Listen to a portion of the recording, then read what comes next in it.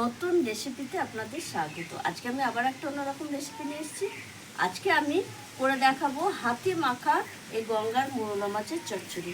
হাতে মাখা কিভাবে গঙ্গার মোরলা মাছ রান্না করব সেটাই দেখাবো। প্রথম থেকে শেষ পর্যন্ত ভিডিওটা দেখবেন। আর আমি এখানে এই যে 250 গ্রাম মোরলা মাছ নিয়েছি, একদম কেটে ধুয়ে নিয়ে এসেছি। আর নিয়েছি এখানে টমেটো কুচি, পেঁয়াজ কুচি, কাঁচা লঙ্কা, একটু গাজর কুচি, আলু কুচোনো, আর শুকনো কাঁচা লঙ্কা, নুন, সর্ষের তেল, সাদা তেল, কালো জিরে, হলুদ গুঁড়ো আর লঙ্কা গুঁড়ো। এবার আমি উনুন ধরিয়ে কড়াই বসিয়ে দিয়েছি। আর এখানে আমি মাছটা একটু মেখে নেব, যেহেতু হাতে মাখা মাছ তাই মেখে নেব।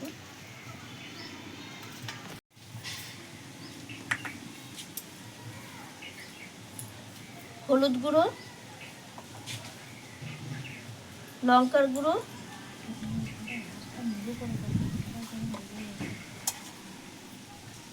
কাঁচা লঙ্কা, পেঁয়াজ কুচি, টমেটো কুচি, গাজর কুচি,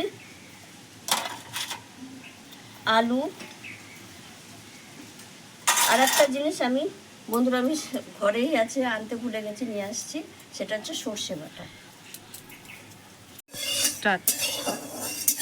বন্ধুরা আমার কড়াই গরম হয়ে গেছে, তাই তেল দিয়ে আমি একটু কড়াইটা চতুর্দিকে লাগিয়ে নিচ্ছি, যেহেতু মাছটা আমি হাতে মেখে করব।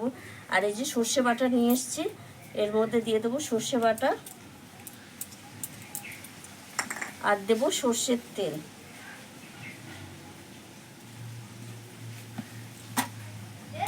একবারে মাখিয়ে নেব।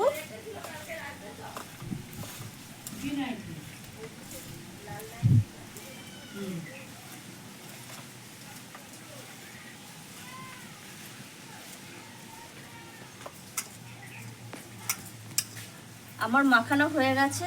এদিকে আমি ফোড়নে দিয়ে দেবো একটা কাঁচা লঙ্কা, শুকনো লঙ্কা, আর দেবো কালো জিরে।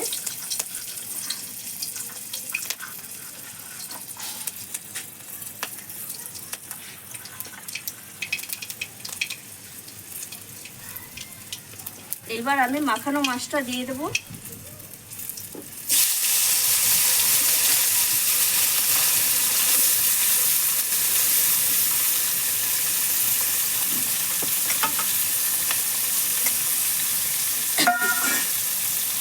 আমি এবার একটু ঢাকা দিয়ে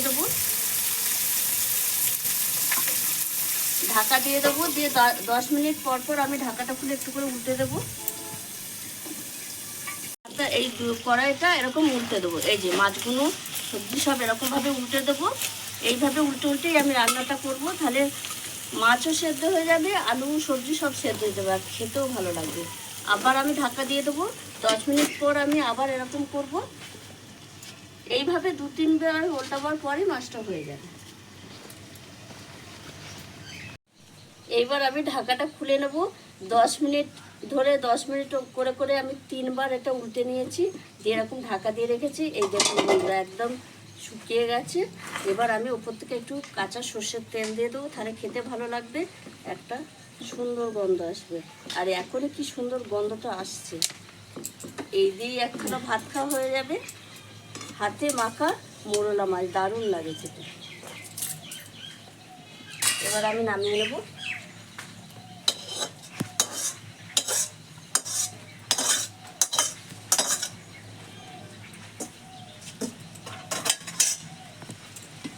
আপনারাও এইভাবে একবার এই রেসিপিটি করে দেখবেন, আর করে খেয়ে বলবেন কমেন্টে কেমন হয়েছে।